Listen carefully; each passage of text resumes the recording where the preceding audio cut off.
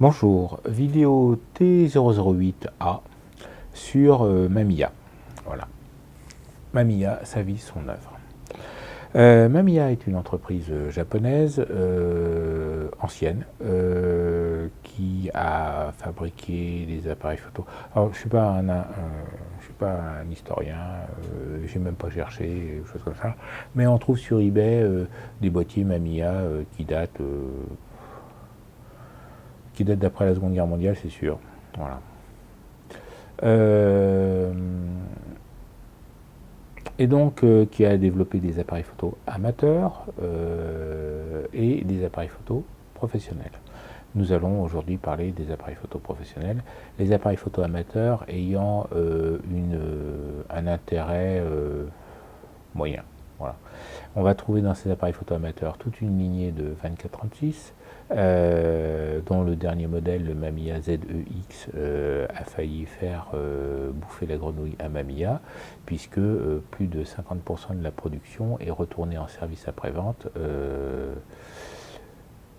et ça a coûté les yeux de la tête à Mamiya. Voilà. Donc après le ZEX, qui avait quelques caractéristiques sur le papier qui étaient bien intéressantes, notamment du point de vue du fonctionnement du flash.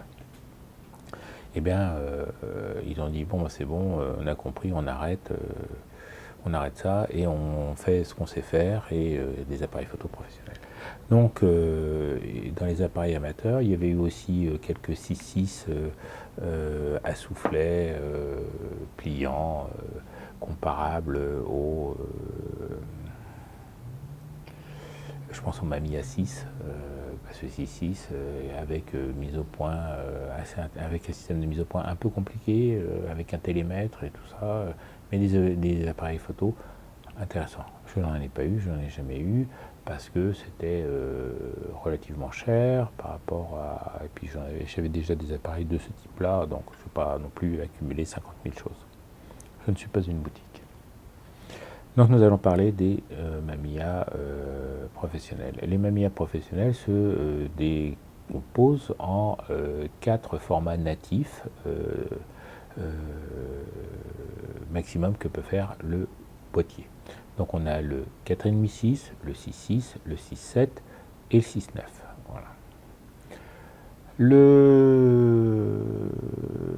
Et donc, comme c'est une marque relativement ancienne, on a ancienne, c'est-à-dire que, par exemple, le RB date des années 68. Le premier RB a dû sortir en 1960-68, quelque chose comme ça. Le Mamiya Press est sorti bien avant et le Mamiya 645 a dû sortir aux alentours de 1970, 70, 72, 75, quelque chose comme ça. Les Mamiya 6, eux, sont bien à l'intérieur et remontent à vraiment très très loin. Et donc c'est intéressant, ça peut être intéressant, je veux dire quand on cherche de la nouveauté, quand on cherche d'autres façons de photographier ces sujets, et c'est pour ça, et c'est à ça que servent ces vidéos T de la série T, c'est vous montrer que il n'y a pas que le Sony Alpha 7 R4, R3 à 42 millions de pixels dans la vie, quoi, et que l'on peut faire des choses intéressantes, découvrir de nouveaux cadrages, découvrir une autre façon d'enregistrer ses photos via ce qu'on appelle la pellicule argentique, et avoir accès à une autre façon de traiter ces sujets. Voilà. Donc, en 4,5-6, le 4,5-6, on va faire de gauche à droite et de haut en bas. Donc le 4,5-6 est un format, est le plus petit des moyens formats, grosso modo. Le moyen format, je vous le rappelle, ce sont des films qui utilisent la pellicule 120 et qui font des formats de 54 mm de largeur de film sur la longueur que l'on divise. Et donc le 4,5-6 est un format très très ancien, puisque il existe dès la création dès la création du standard, puisqu'on va trouver sur les... Alors, hop, pas trop que ça brille. On va trouver sur la dorsale du papier qui protège le film les numérotations pour le 4,5-6. Les numérotations les plus resserrées, c'est-à-dire de ce côté-ci, correspondent au format 4,5-6 et étaient donc utilisées par des appareils photo pliants, à soufflet, voilà. Voilà, c'est rangé. Bon, et donc on continue. Et si on prend un... Donc ça c'est c'est une dorsale de papier 120 ancien. Donc vous dites, bah oui, bah c'est normal que... Ok, ça existe depuis longtemps, mais est-ce que ça existe encore au jour d'aujourd'hui? Voilà. Donc ça c'est une dorsale de papier 120. Et on vous lit dès le départ... alors hop, pas trop que ça brille, voilà, 16 vues, pardon, excusez-moi, 16 vues en 4,5-6, 12 vues en 6,6 et 8 vues en 6,9, voilà, tac, c'est marqué dès le départ. Et on va retrouver on va retrouver, alors excusez-moi, je me perds dans le truc, on va retrouver ces numérotations, et ça c'est un papier d'un film que j'ai acheté, que l'on trouve encore en vente au jour d'aujourd'hui, qui est fabriqué encore au jour d'aujourd'hui, et ainsi de suite. C'est pas un vieux stock, hein, c'est du film relais que l'on trouve dans toutes les bonnes boutiques. Voilà. Donc, en 4,5-6, donc ils ont commencé par le modèle qu'ils ont appelé 645. Voilà. Ils ont dû faire un brainstorming de fou pour trouver ça. Et le modèle 645 a existé en trois versions, je pense.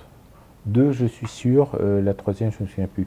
Il y a eu le 645 1000, qui devait être 1000 ou 1000S, je ne sais plus, et qui montait donc à 1 millième de seconde. Il y a eu le 645J pour Junior, qui était un modèle bridé, qui n'avait pas le relevage de miroir, qui n'avait pas les dépolis interchangeables, et qui a été limité à 1/500 de seconde. Et il y a dû y avoir un modèle intermédiaire qui offrait le relevage du miroir et ainsi de suite, mais qui était limité quand même à 1/500 de seconde ou quelque chose comme ça. Voilà. Donc pour le 1000, celui qui est au millième spécifiquement, je le connaissais. Et le J pour Junior, je le connaissais aussi. Voilà, je ne suis pas sûr pour le milieu intermédiaire, pour le modèle intermédiaire. C'est un boîtier qui a des prismes interchangeables, qui avait des verres dépolis interchangeables, et qui n'avait pas par contre de dos interchangeable. Ils avaient un système de cassette. Voilà. Alors j'en ai pas à vous montrer, mais le système de cassette a perduré jusqu'à des modèles argentiques très très récents. Et alors par contre, et donc ce sont des cassettes que l'on charge et que l'on met dans le dos de l'appareil, et on referme et on avance et ainsi de suite. Donc la personne pouvait acheter plusieurs cassettes. Les cassettes ont un genre, c'est-à-dire que la cassette 120, il y a une cassette pour le 120 et une cassette pour le 220. Et ils ne sont pas biformat de film. Ils ne font que du 4,5-6. Voilà. Et donc la cassette n'est pas réversible. Elle se met que dans un seul sens. C'est pas du relais-flex. Et donc on met le bazar, on le clipse, on referme. Et ça, c'était dès le 645. Alors, il faut retrouver les docks d'époque et ainsi de suite. Il est possible que ce soit les mêmes cassettes qui aient perduré jusqu'au modèle à dos interchangeable. Je n'en mettrai pas ma main au feu, mais c'est pas C'est pas impossible que Mamiya ait fait ça. Bon,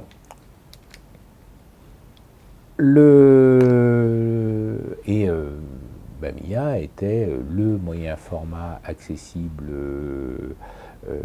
au commun des mortels et aux mariagistes. Et donc, parce qu'on fait quand même 16 vues, on fait 15... Alors, le standard du film 120 devrait permettre de faire 16 vues 4,5-6 dans un film 120, mais les fabricants qui font les dos ont des systèmes d'avance qui permettent de faire ou 16 vues ou 15 vues. Voilà. Et il se trouve que les Mamiya font, de mémoire, font 15 vues au lieu de 16. Voilà. Mais bon, ça faisait quand même beaucoup plus de vues qu'en 6.6, hein, ça fait 3 vues de plus, puisqu'on passe de 12 à 15 dans ce cas-là, ça fait 3 vues de plus, et donc les gens qui faisaient du mariage, et puis c'est pour recadrer tous ces 6.6 en format rectangulaire, parce que bon, on vend plus facilement des photos rectangulaires que des photos carrées, eh bien c'est devenu, entre guillemets, l'appareil des mariagistes, avec une connotation parfaitement méprisante sur le terme de mariagiste. Moi, personnellement, je n'ai rien contre les gens qui font les photos de mariage. Moi-même, j'ai fait 2 mariages dans ma vie. Hein. J'ai fait les photos pour 2 mariages dans ma vie, et c'est bon, plus jamais ça, quoi, parce que c'est hyper chiant, on ne s'amuse pas du tout. Voilà. Moi, j'y étais en tant qu'invité, et puis on m'a dit « Ah, tu fais les photos ?» Ouais, bon, d'accord, je fais les photos. Donc, tu travailles, tu t'amuses pas. Voilà, bon. Enfin, bref. Tout ça pour dire que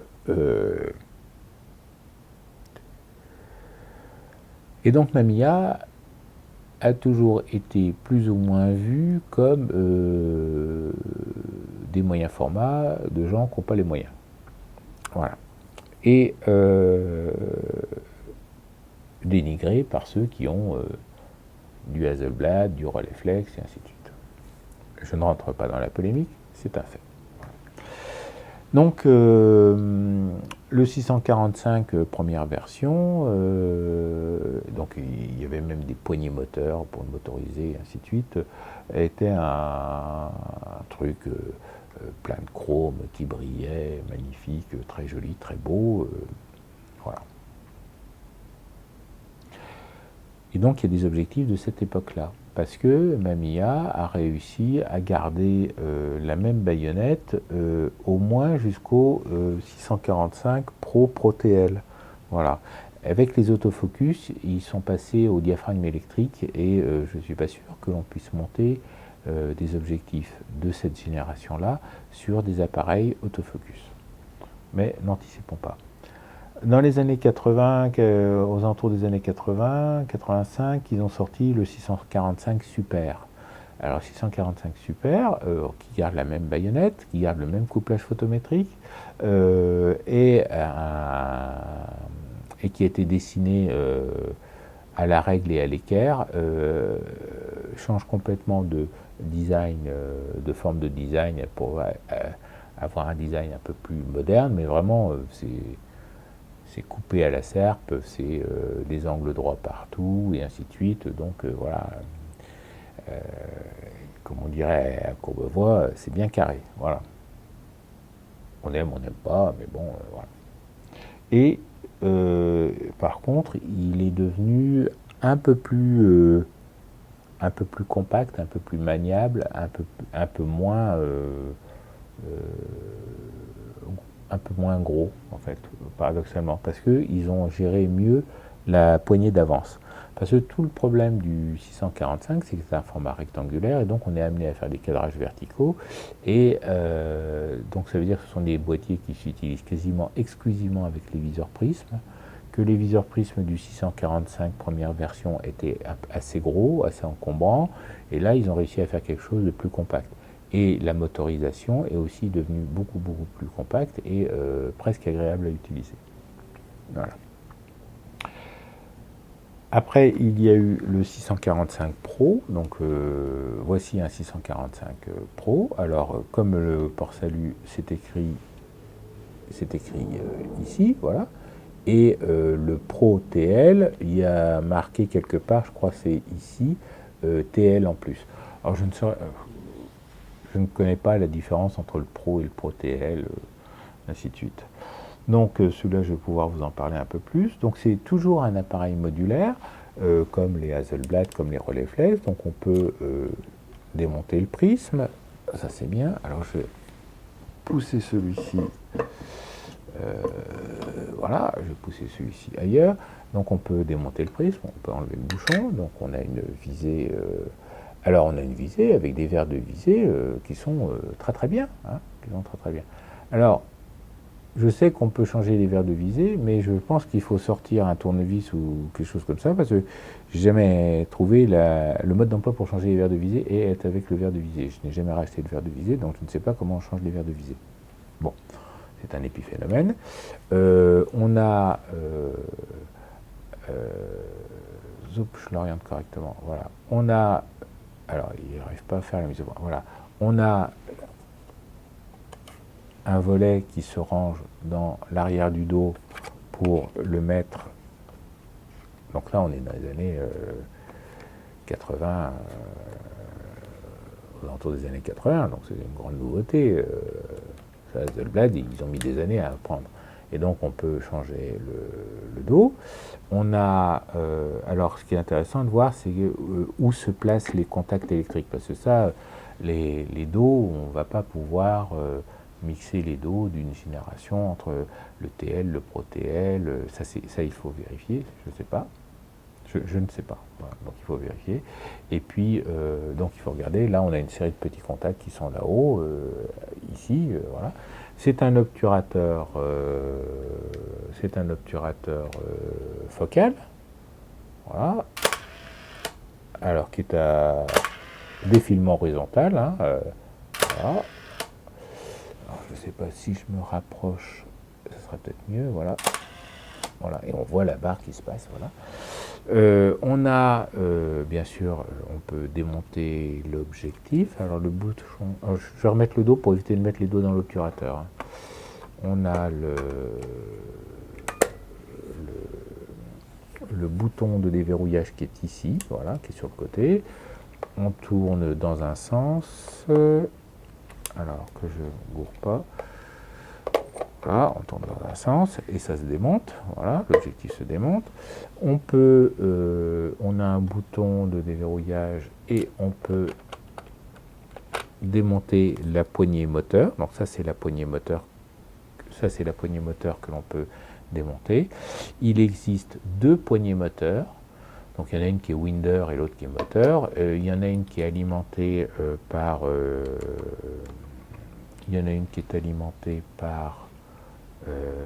une pile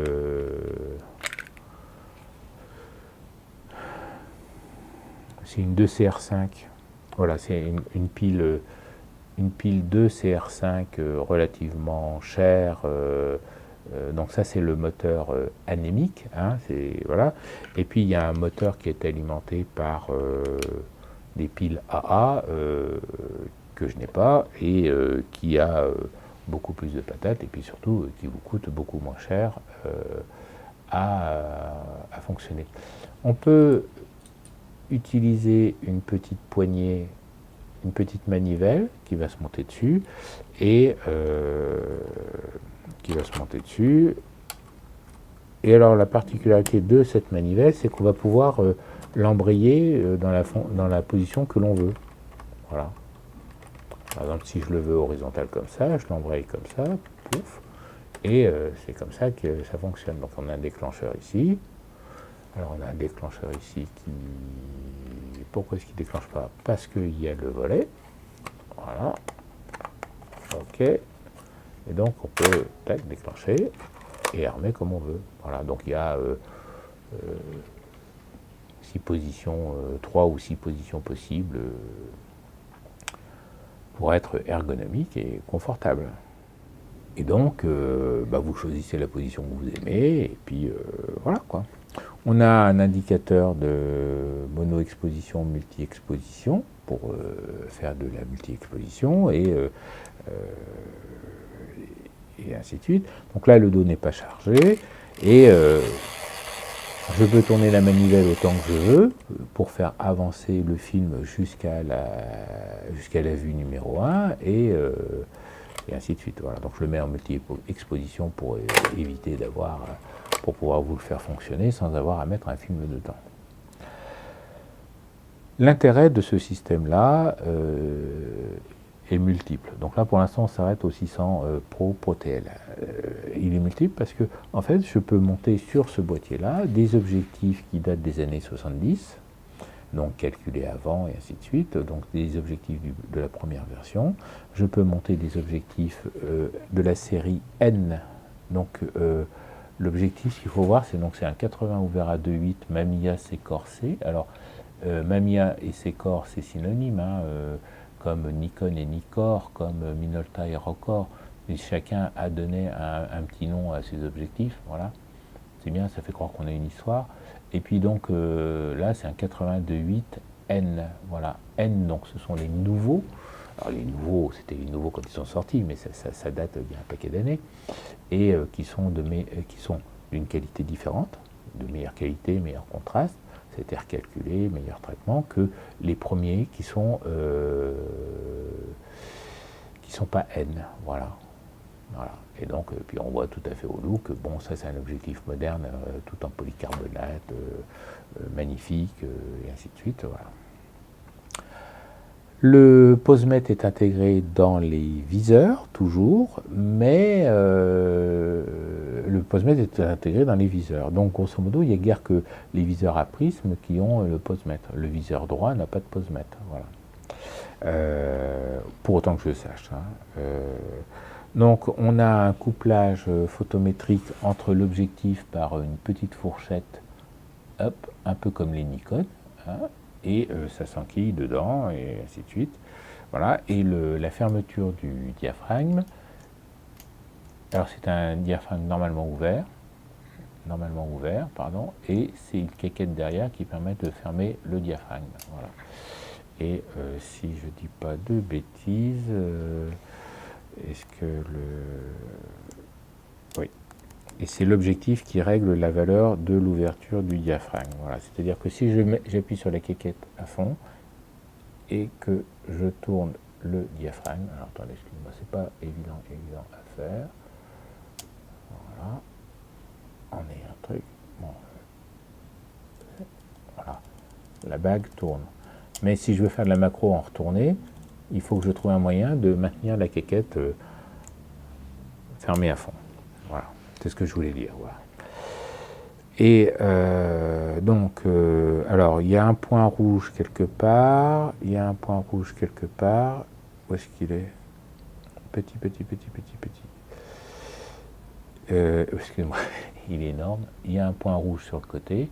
Et le point rouge, il est là. Il est au niveau du déclencheur, donc on met le point rouge, hop, et on tourne, et donc on enquille la quéquette chromée, du posemètre, voilà. Mais le posemètre, les afficheurs et tout ça sont dans le prisme, et donc il y a toute une série de connecteurs dorés pour faire fonctionner le prisme et l'affichage. Et donc, et les prismes qui fonctionnent comme ça, eh bien, ils sont reconnaissables parce qu'ils ont des petits connecteurs dorés sur la face avant, et puis aussi, bien sûr, en dessous. Hein, voilà. Parce que, toujours pour pouvoir faire des effets de gamme, pour pouvoir proposer des solutions moins chères, et ainsi de suite, vous allez trouver des prismes qui ne font pas posemètre. Voilà. Le prisme, et dans les prismes posemètre, il y en a éventuellement deux modèles, et donc là, ça c'est le modèle cher qui offre le compensateur d'exposition est sur le prisme, et le mode spot ou average dans le donc pondéré central ou spot se situe au niveau du prisme, et vous allez sélectionner ça au niveau du prisme. Et avec le mode auto AS ou AV et SP, donc c'est mesure spotmètre ou mesure average. Ce n'est pas le mode automatique. Le mode automatique se sélectionne se sélectionne au niveau du barillet de vitesse. Voilà. On fait la mise au point coco, voilà, au niveau du barillet de vitesse, donc le barillet de vitesse tourne, et ainsi de suite. Et on a un petit bouton de déverrouillage pour les positions qui sont verrouillées sur le truc. Quand on passe en mode auto, on peut rester qu'en mode auto et auto. Donc là, je suis en mode auto, voilà. Fait la mise au point, coco. Ouais. Et autolock, ça c'est pour verrouiller la mesure de l'exposition en mode automatique. Voilà. Et je suis obligé d'appuyer sur le petit bouton pour sortir. La gamme de vitesse va de la pause B de 4 secondes jusqu'à 1 millième de seconde avec une synchronisation au 60e de seconde. Donc une synchronisation au 60e de seconde, ça va, on réussit à survivre à ça avec des films de 100 ASA, de 50 ASA, 100 ASA, 200 ASA. 400 ASA, pour le flash en plein jour, ça commence à être un problème. Le sélecteur de sensibilité se fait bien sûr au niveau du dos, et donc c'est le dos transmet la sensibilité du film, et quand vous changez de dos, si vous avez bien mis la sensibilité du film sur le dos, ça marche très très bien. Voilà. Ce que je n'aime pas dans ce boîtier, alors je vais vérifier que je ne dis pas une bêtise, ce que je n'aime pas dans ce boîtier, c'est que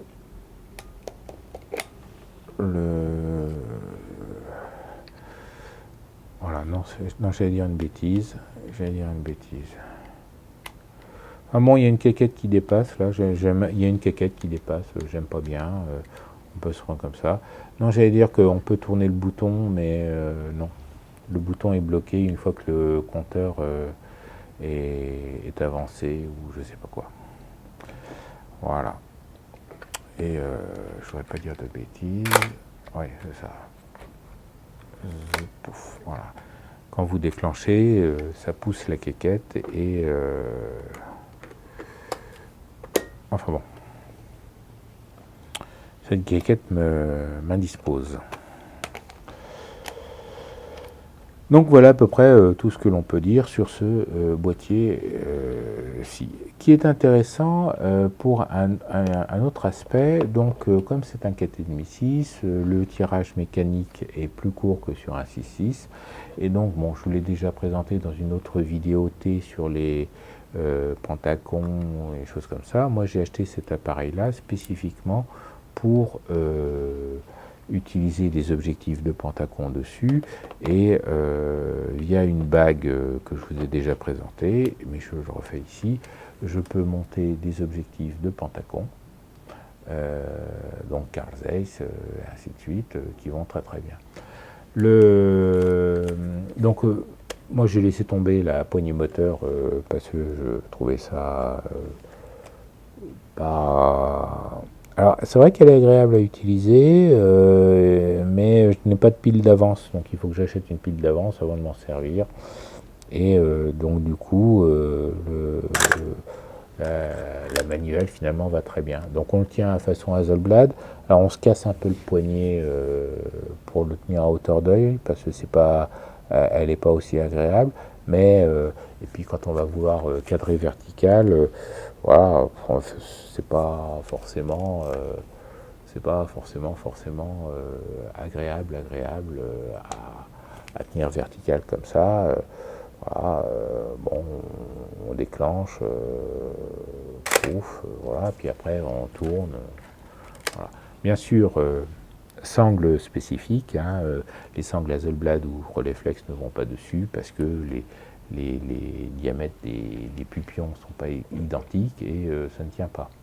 Voilà. Et en plus, il y a une façon particulière de mettre la sangle avec la poignée moteur. Il faut enlever la poignée moteur, mettre la sangle, remettre la poignée moteur après parce qu'elle est emprisonnée par le moteur. Donc voilà à peu près ce que l'on pouvait dire sur le système à mise au point manuel en 4,5/6. Voilà. La famille ne s'est pas arrêtée avec l'arrivée de l'autofocus, bien au contraire, et donc Mamiya a développé des boîtiers autofocus qui cette fois-ci, se sont payés un designer.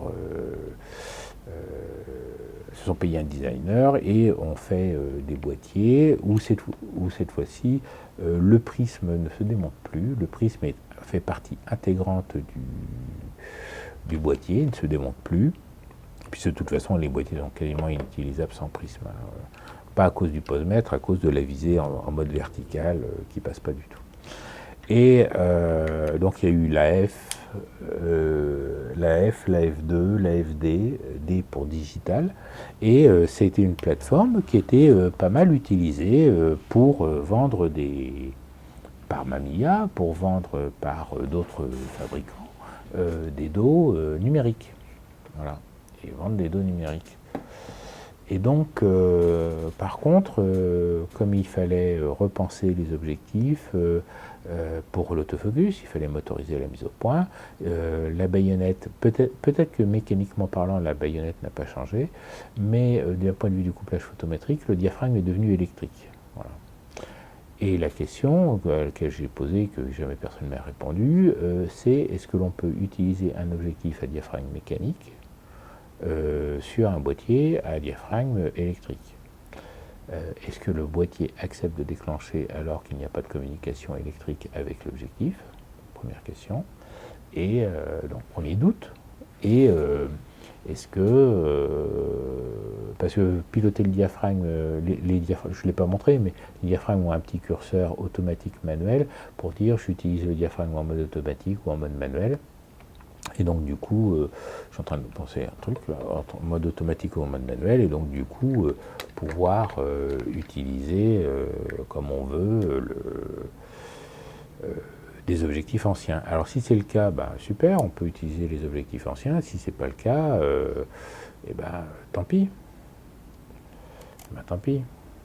Ah oui. Alors quand on se met en mode manuel, du coup la bague pilote le diaphragme bien comme il faut, complètement. Donc on peut le monter en retourné. Voilà. Donc il y a un petit curseur sur le côté. Voilà. Donc là on a une bague. On a une bague au bout qui tourne. Donc là on est en mode A. Donc le diaphragme est automatique et de l'autre côté il est en mode manuel. Bon. Et donc ça permet de faire différents modes d'exposition et ainsi de suite. Et donc ils ont dû repenser les montures, en passant au mode autofocus. Et il faudrait regarder, poser la question à ceux qui en ont, de savoir, ou fouiller dans les forums à l'époque, savoir ce qu'ils s'en disaient, ou lire les modes d'emploi. Ça sera marqué dans le mode d'emploi sur dire ah là là, surtout n'utilisez pas l'ancien modèle, ça ne marche pas, vous allez casser votre truc, et ainsi de suite. Enfin, bon. Donc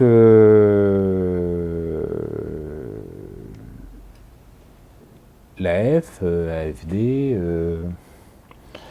et donc nous sommes arrivés historiquement parlant à un point où les entreprises qui fabriquent les dos numériques, notamment Imacon et Phase One, commencent à se dire que leur business plan repose pour vendre des dos très très chers sur des boîtiers qu'ils ne maîtrisent pas, puisqu'ils font des dos qui se vendent sur des plateformes à part. Et notamment, Mamiya commence à sortir ses propres dos numériques. Donc ils ont sorti, alors je ne suis pas spécialiste de historique, hein, je le répète.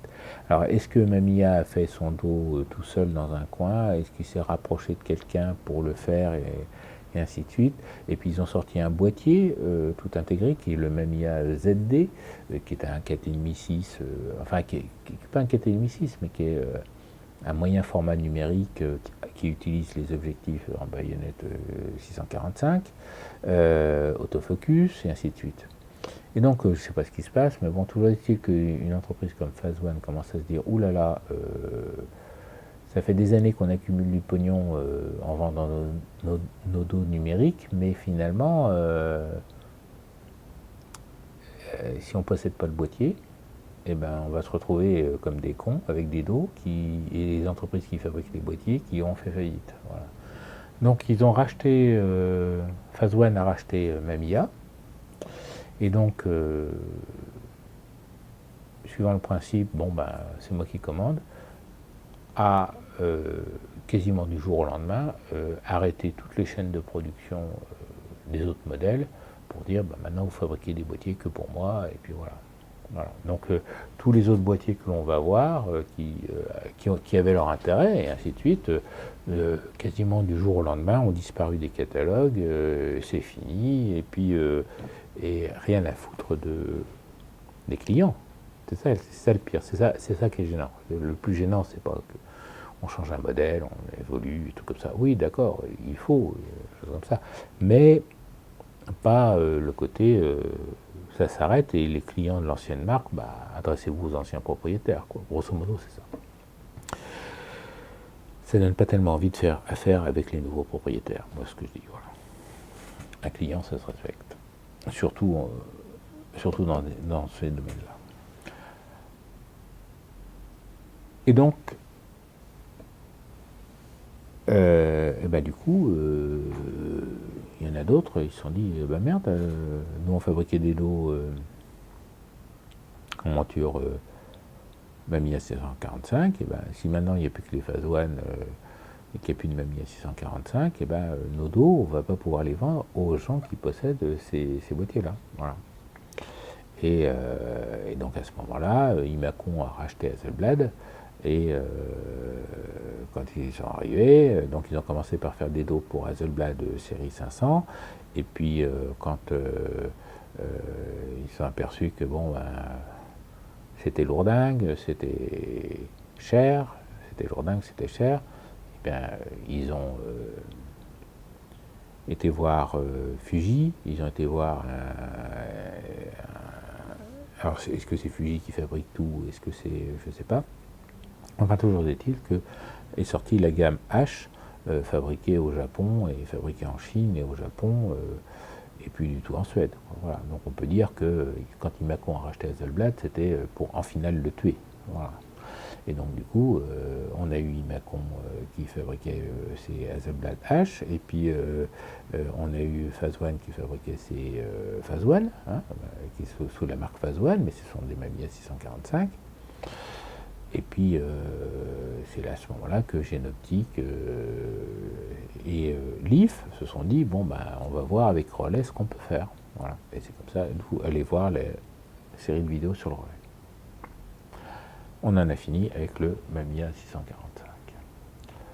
Eh bien, écoutez, je vais vous dire, soyez éco, hein, pour essayer de comprendre, optimiser. Et puis, je vous dis à bientôt dans la T008B, où on parlera toujours de Mamiya. Au revoir.